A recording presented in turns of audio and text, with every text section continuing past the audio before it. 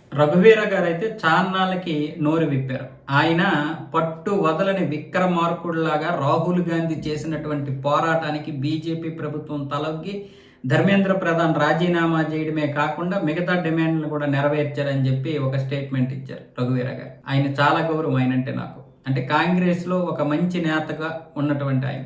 మరి అప్పుడు ఆయన తర్వాత ఏం చేశారు, ఎలా చేశారు మనకు తెలియదు, కానీ ఒక మంచి నాయకుడు. కానీ ఈ క్రెడిట్ని రాహుల్ గాంధీకి ఆపాదిస్తున్నాడు చూడండి. ఫక్త్ కాంగ్రెస్ నాయకుడు అనమాట. అంటే ఆయన నోరు తిరగదు ఆయనకి. ఇది రాహుల్ గాంధీకి ఇవ్వాల్సినటువంటి క్రెడిట్ కాదని ఆయనకు తెలుసు.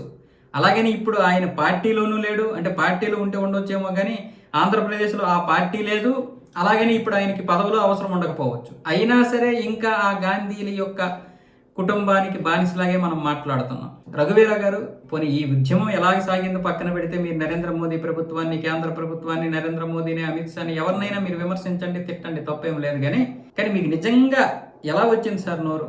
ఇది రాహుల్ గాంధీ యొక్క ఇదే అని చెప్పి. ఆయన పట్టు వదలని విక్రమార్కుడు అంట. ఇప్పుడు ప్రక్షాళన మొదలైంది. దీని వెనక బీజేపీ వాళ్ళు ఉన్నారు. ఈ యొక్క నీట్ పరీక్ష లీక్లో ఖచ్చితంగా బీజేపీ వాళ్ళు ఉన్నారు.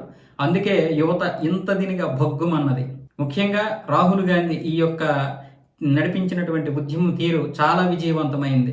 ఆయన ఇప్పుడు పట్టు వదలని విక్రమార్కుడు. ఇక ఆయనే చూసుకుంటాడు ఈ దేశాన్ని అన్న విధంగా. అంటే ఇక నెక్స్ట్ ప్రధాని ఆయనే అన్న విధంగా. రఘువీర గారి మీద నాకు చాలా గౌరవం ఉంది. అందుకే నేను పెద్దగా ఏమీ మాట్లాడదలుచుకోలేదు. ఆయన విజ్ఞతగా వదిలేస్తున్నా.